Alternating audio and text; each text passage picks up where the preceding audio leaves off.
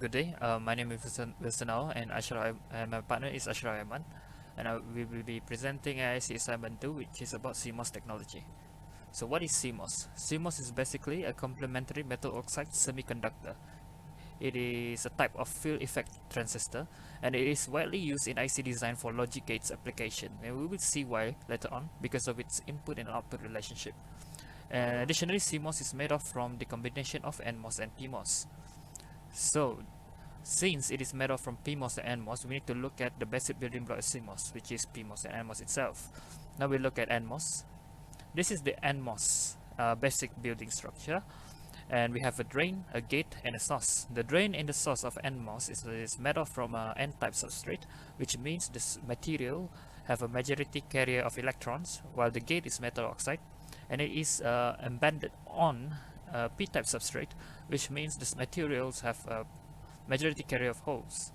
So holes is a positive and electron is negative. So when positive voltage is applied, the NMOS will conduct, and when negative voltage is applied, NMOS will not conduct. And why? When there is no voltage applied externally through the gate, the positively charged carrier inside the P-type substrate will fill the channel between the drain and the source.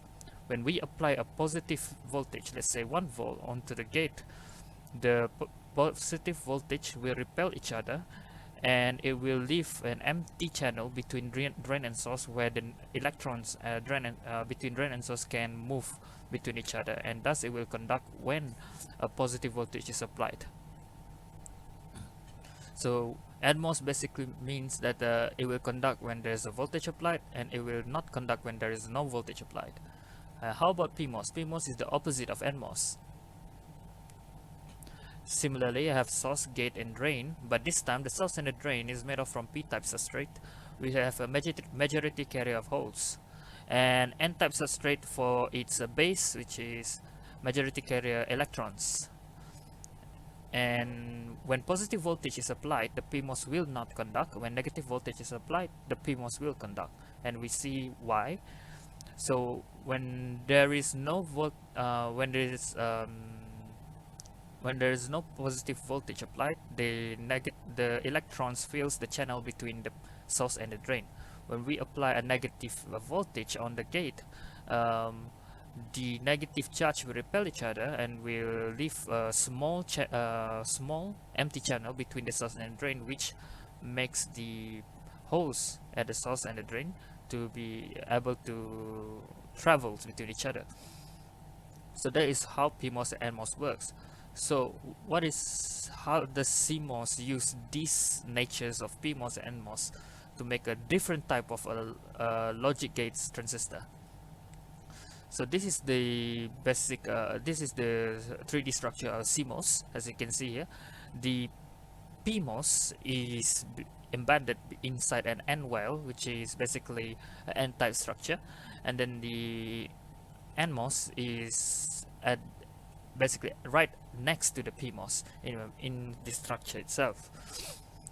So when we CMOS is when we conduct before we move on to that, we need to look at the structure first. So CMOS is constructed by connecting both the NMOS and the PMOS gate together. This is very important. And then additionally, the drain of PMOS and NMOS is connected as well. So this is to induce potential difference between the drain and the source for each of the MOSFET. And then when 1 volt is applied, the PMOS will not conduct, because the PMOS will only conduct if the gate supply a negative charge, while NMOS will conduct, and the output will become 0 volt. When 0 volt is applied, PMOS will conduct while NMOS will not conduct, and the output will be 1 volt.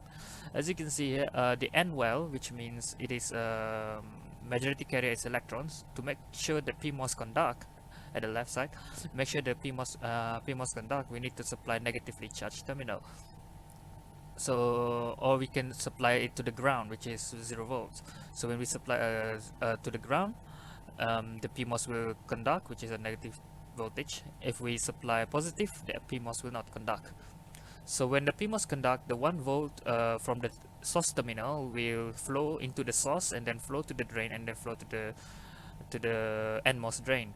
And since the drain and the source is not connected, so the drain and source is isolated, so the output will be 0 volt.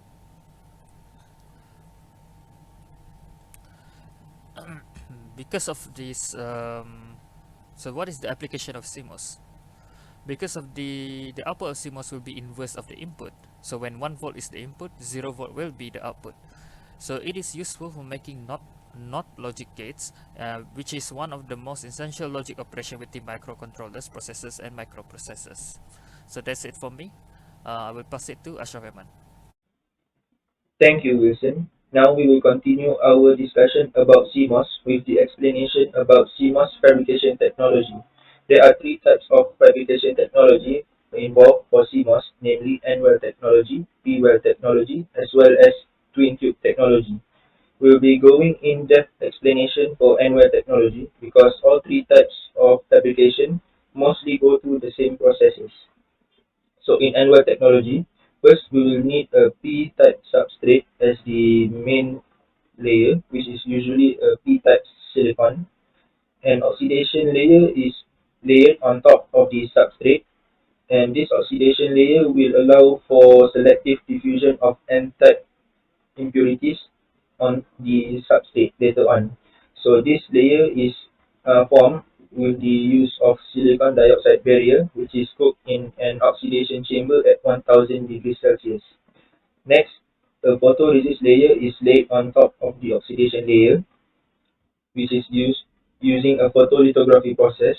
This layer is coated with a uniform film of photosensitive emulsion, which will allow for selective diffusion later on. So next we will put a stencil on top of the photoresist layer, and will be placed under UV rays. So any exposed regions left by the stencils will get polymerized. So with the areas being getting polymerized, the mask is removed and the unexposed regions are dissolved using trichloroethylene. Then from the exposed area again, it is etched using hydrofluoric acid, and this removes oxide from the dopant diffusion area. The photoresist layer is then removed using a chemical solvent, namely trichloroethylene as well. And now we will be able to diffuse N-type impurities into the substrate through the exposed region before the oxidation layer is finally stripped off using hydrofluoric acid. So next, to prevent misalignment of gate, a self-aligned gate process is used before forming source and drain on the CMOS. So a polysilicon is used due to it withstanding high temperature of 8000 degrees Celsius. It's deposited by chemical deposition process over a thin layer of gate oxide.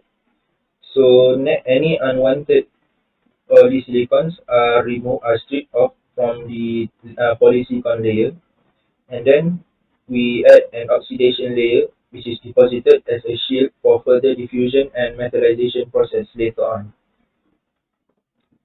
So we will allow for small gaps to be made, which will be made for preparation of making regions for diffusion of N-type impurities into the substrate and well. So there will be three N plus regions developed for the formation of terminals. Then we will remove the oxidation layer, and then we add another three p-type diffusion are carried out for three regions. So next we will add a thick filled oxide layer. This layer is used as a protective layer for regions without terminals.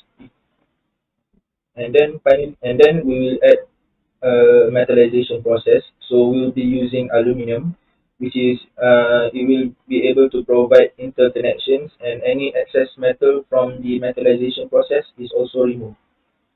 So once the excess metal is removed, metal terminals are formed for interconnections. So this completes our fabrication process for N-well technology. And finally, we label the parts of the CMOS. So on the left side, we will have the NMOS, and the right side, we will have the PMOS. So B indicates for base, S source, G gate, and D is the drain. So this is a 3D model of the NWell technology fabrication. So to summarize, as I mentioned, there are three types of technology, and all three are actually mostly go through the same fabrication process. But for NWell technology, it will use a P-type substrate and has an N-type diffusion carried out. But for P-well technology, it is the same as NWell technology, but instead we will substitute the P-type substrate for an N-type substrate, and it will use a P-type diffusion being carried out instead of an N-type diffusion. But for twin tube technology, this technology also actually uses mostly the same fabrication process, but for this type of technology, it is a combination of P-well and N-well. So in this fabrication process, it uses an N-type substrate and uses both P-type and N-type diffusion on the substrate. But for the wells, for the N well and P well layers, they are separated by an epitaxial layer and also a well layer. So we also, based on the 3D model we had created, this model will be able to be viewed in augmented reality. So if you have an iPad, you can view it within the Tinkercad app. All the links for the augmented reality viewing will be provided with this video. So if you have a smartphone that is capable for augmented reality, you can also view it from your smartphone. The link is also provided in this video.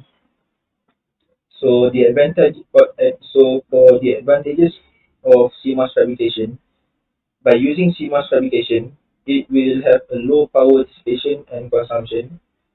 CMOS fabrication also allows for large noise tolerance, so any major noise get it from the voltage input will be able to be isolated by the CMOS technology, CMOS. Next, it has excellent temperature stability as well as a large fan-out capability.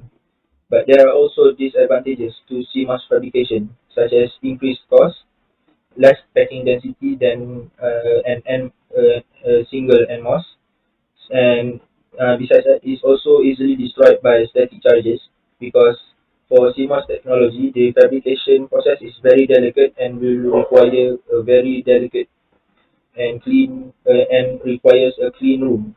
So if any dust was able to be entered during the fabrication process, it will make the CMOS defected and cause it to easily destroyed by static charges. And also CMOS also has a high propagation delay. So these are all the fabrication process involved for CMOS. We hope that you like the video we made, and thank you.